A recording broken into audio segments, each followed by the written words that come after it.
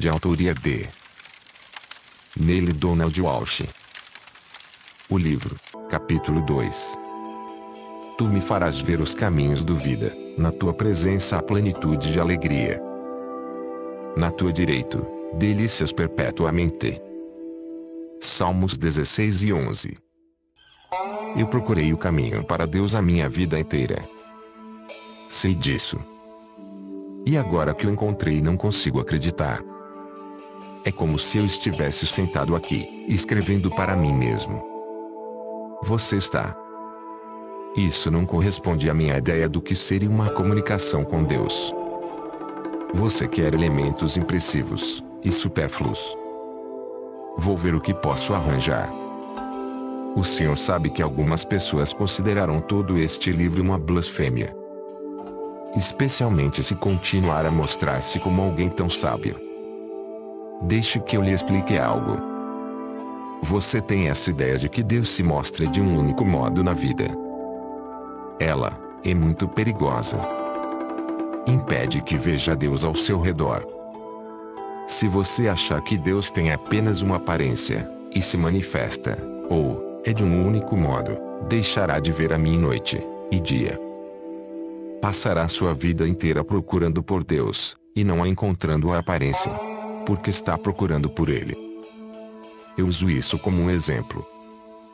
Foi dito que se você não vê Deus no profano e no sagrado, perde metade da história. Essa é a grande verdade. Deus está na alegria, e na tristeza, no doce, e no amargo. Há um propósito divino por trás de tudo, e, portanto, uma presença divina em tudo.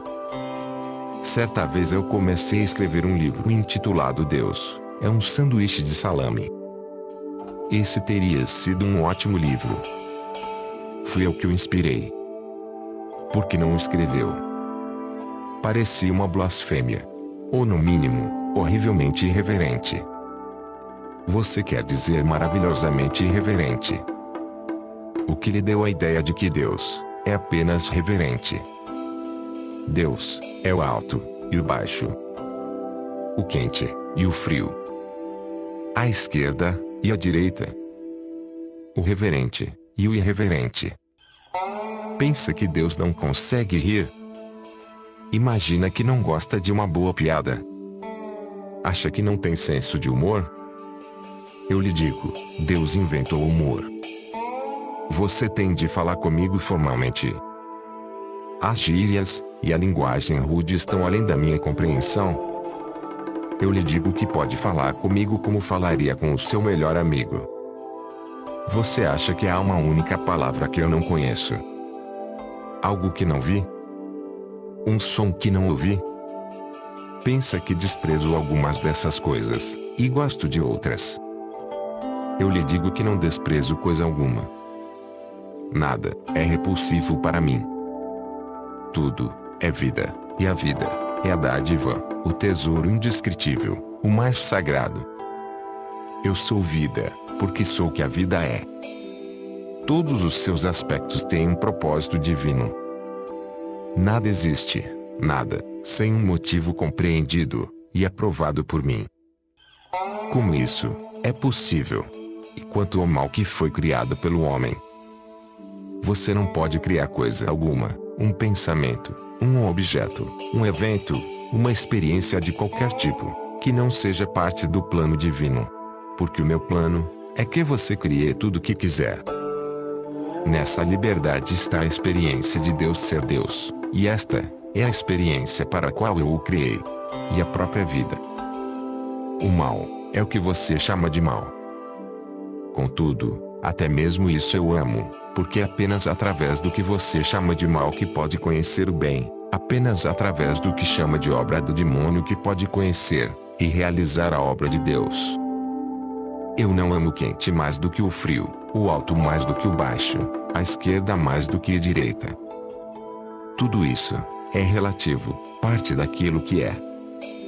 Eu não amo o bem mais do que o mal. Hitler foi para o céu. Quando compreender isso, compreenderá a Deus.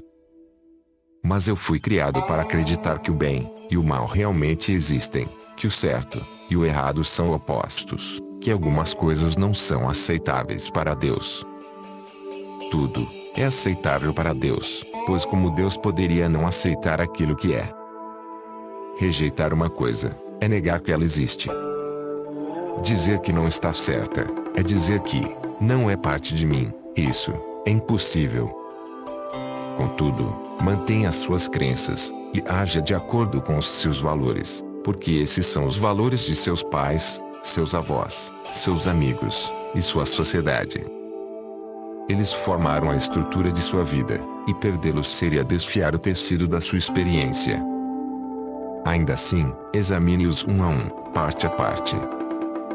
Não destrua a casa, mas examine cada tijolo, e substitua aqueles que parecem quebrados, que não suportam mais a estrutura. Suas ideias sobre o certo e o errado são apenas isso, ideias. São os pensamentos que criam e determinam quem você é. Haveria apenas um motivo para mudar qualquer um deles: você não estar feliz com quem é.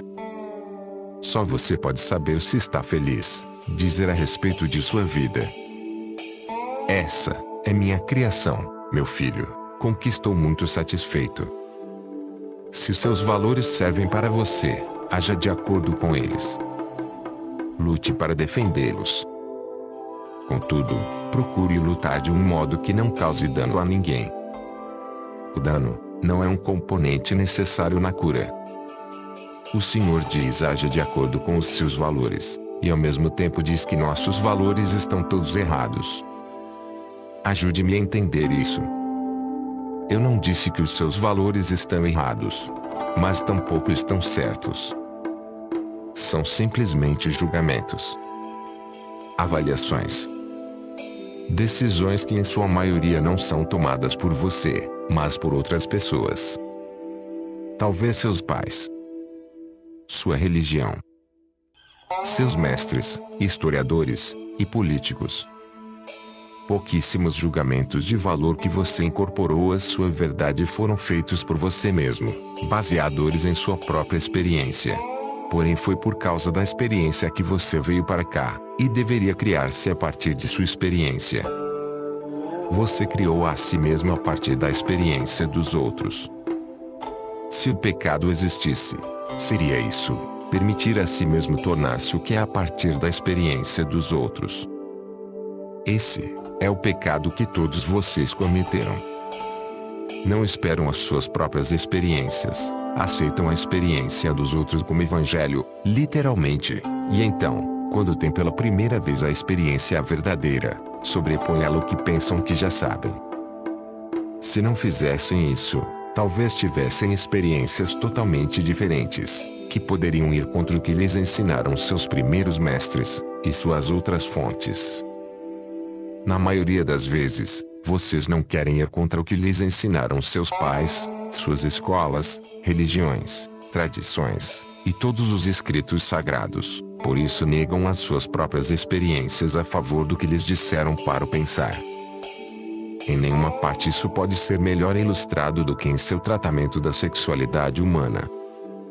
Todos sabem que a experiência sexual pode ser a experiência física mais amorosa, excitante, poderosa, estimulante, renovadora, energizante, positiva, íntima, unitiva e divertida de que os seres humanos são capazes.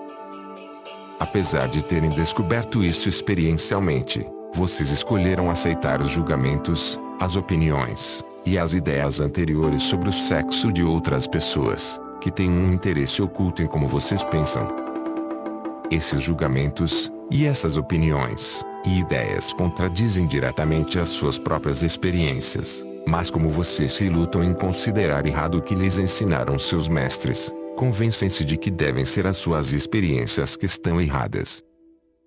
O resultado é que negam a sua própria verdade em relação a esse assunto, com consequências devastadoras. Vocês fizeram o mesmo em relação ao dinheiro. Sempre que tiveram muito dinheiro, sentiram-se bem, recebendo-o e gastando-o. Não havia mal nenhum nisso, nada de inerentemente errado. Contudo, vocês estavam tão imbuídos dos ensinamentos de outras pessoas a respeito desse assunto que rejeitaram as suas experiências a favor da verdade.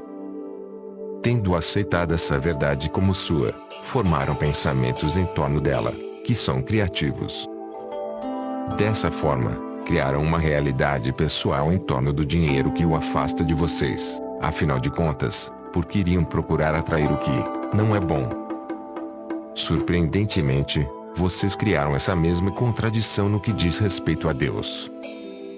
Tudo o que seus corações experimentam em relação a Deus lhes diz que Ele é bom. Tudo o que seus mestres lhes ensinam sobre Deus lhes diz que Ele é mau. Seus corações lhes dizem que Deus deve ser amado sem medo. Seus mestres lhes dizem que Ele deve ser temido, porque é vingativo. Dizem que vocês devem viver temendo o castigo divino, tremendo em sua presença. Durante todas as suas vidas devem temer o julgamento do Senhor, porque o Senhor é justo. E Deus sabe que terão problemas quando enfrentarem a sua terrível justiça. Portanto, vocês devem obedecer às suas ordens. Ou então, em primeiro lugar, vocês não devem fazer perguntas lógicas como: se Deus queria uma obediência cega às suas leis, por que criou a possibilidade dessas leis serem violadas? Todos os seus mestres lhe dizem, porque Ele queria que vocês tivessem um livre-arbítrio. No entanto, que tipo de arbítrio é livre quando escolher uma coisa dentre outras leva à condenação? Como arbítrio é livre quando não é a sua vontade, e sim a de outrem, que deve ser feita? Aqueles que lhes ensinam isso fazem Deus parecer hipócrita.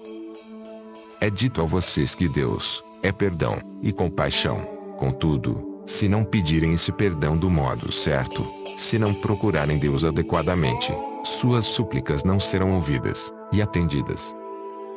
Isso não seria tão ruim se houvesse apenas um modo adequado, mas há tantos sendo ensinados quanto há mestres para ensiná-los. Por isso, a maioria de vocês passa a maior parte da vida adulta procurando o modo certo de adorar, obedecer e servir a Deus. A ironia de tudo isso é que eu não quero a sua adoração, não preciso da sua obediência, e não é necessário que sirvam a mim. Esses comportamentos são os historicamente exigidos dos súditos pelos monarcas, geralmente egomaníacos, inseguros e tirânicos. Não são de modo algum exigências divinas, e parece notável que até agora o mundo não tenha concluído que são falsas, não tendo nada a ver com as necessidades ou os desejos da divindade. A divindade não tem necessidades. Tudo que é exatamente isso, tudo que é. Portanto, por definição não tem necessidades, e nem deseja coisa alguma. Se vocês escolherem acreditar em um Deus que precisa de alguma coisa, e ficar tão ofendidos se não a tiver que pune aqueles de quem esperava recebê-la, então terão escolhido acreditar em um Deus muito inferior a mim. Na verdade, serão filhos de um Deus inferior. Não, meus filhos, por favor, deixem-me afiançar-lhes novamente, através deste livro, que eu não tenho necessidades. Não exijo coisa alguma. Isso não significa que não tenho desejos. Desejos e necessidades são coisas diferentes, embora muitos de vocês os tenham igualado em suas vidas atuais. O desejo é o começo de toda a criação. É o primeiro pensamento, um sentimento profundo dentro da alma. É Deus escolhendo o que criar a seguir. E qual é o desejo de Deus? Eu desejo primeiro saber e experimentar quem sou, em toda a plenitude, para conhecer quem realmente sou. Antes de criar você, e tudo o que há no universo, era impossível compreender isso. Em segundo, eu desejo que vocês saibam e experimentem quem realmente são, através do poder que lhes dei de criar e experimentar a si mesmos do modo que escolherem. Em terceiro, eu desejo que todo o processo da vida se ponto e vírgula a uma experiência de alegria constante, criação contínua, desenvolvimento incessante e satisfação plena em todos os momentos. Eu criei um sistema perfeito por meio do qual esses desejos podem ser realizados, e estão sendo realizados agora. A única diferença entre vocês e eu é que eu sei disso. No momento de sua conscientização total, que poderia ocorrer a qualquer tempo, vocês também se sentirão como eu sempre me sinto. Serão totalmente felizes, amorosos, compreensivos, glorificados e gratos. Estas são as 5 atitudes de Deus, e antes de terminarmos este diálogo eu lhes mostrarei como colocá-las em prática em suas vidas que agora podem levá-los, e os levarão, à santidade. Tudo isso é uma resposta muito longa para uma pergunta muito curta. Sim, haja de acordo com os seus valores, se descobrir por experiência própria que eles lhe servem. Contudo, veja se os valores aos quais você serve, com seus pensamentos, suas palavras e seus atos, trazem para sua experiência a ideia melhor e mais elevada que já teve de si mesmo. Examine os seus valores um a um. Traga-os à luz do escrutínio público. Se pode dizer ao mundo sem hesitação quem você é, e no que acredita, está feliz consigo mesmo. Não há motivo para estender-se mais neste diálogo comigo, porque você criou um eu, e uma vida para esse eu, que não precisa de aperfeiçoamento. Você atingiu a perfeição. Ponha este livro de lado. Minha vida não é perfeita, e nem está perto de ser. Eu não sou perfeito. Na verdade, sou cheio de defeitos. Desejo, às vezes de todo o coração, poder corrigi-los, saber as causas de meus comportamentos, os motivos das minhas desgraças, o que faz com que me desvie do caminho. Por isso procurei o Senhor. Não consegui descobrir as respostas sozinho. Estou feliz por ter feito isso. Sempre estive aqui para ajudá-lo. Você não tem de descobrir as respostas sozinho. Nunca teve. Mas isso parece tanta presunção, simplesmente sentar-me e dialogar com o Senhor assim, e imaginar que Deus está respondendo, quero dizer, é loucura. Eu entendo. Os autores da Bíblia eram todos sãos, mas você é louco. Os autores da Bíblia foram testemunhas da vida de Cristo, e registraram fielmente o que ouviram e viram. Correção. A maioria dos autores do Novo Testamento nunca conheceu, ouviu Jesus em suas vidas. Eles viveram muitos anos depois que ele deixou a terra. Não reconheceriam Jesus de Nazaré se o vissem na rua. Mas os autores da Bíblia tinham muita fé, e eram grandes historiadores. Ouviram as histórias que foram contadas a eles, e a seus amigos por pessoas mais velhas, que as tinham ouvido de outras pessoas mais velhas, até finalmente fazerem um registro escrito. E nem tudo que os autores da Bíblia escreveram foi incluído no documento final. Os ensinamentos de Jesus já tinham levado ao aparecimento de igrejas, e, como acontece sempre que as pessoas se reúnem em grupos formados em torno de uma ideia influente, havia certos indivíduos dentro dessas igrejas, ou desses enclaves, que determinavam que partes da história de Jesus seriam contadas, e como. Esse processo de selecionar continuou durante toda a compilação, a produção literária, e a publicação dos evangelhos, e da Bíblia. Até mesmo vários séculos depois que os textos sagrados originais foram escritos, um concílio determinava mais uma vez que doutrinas e verdades deviam ser incluídas na Bíblia, então oficial, e quais seriam prejudiciais ou prematuras para se revelar às massas.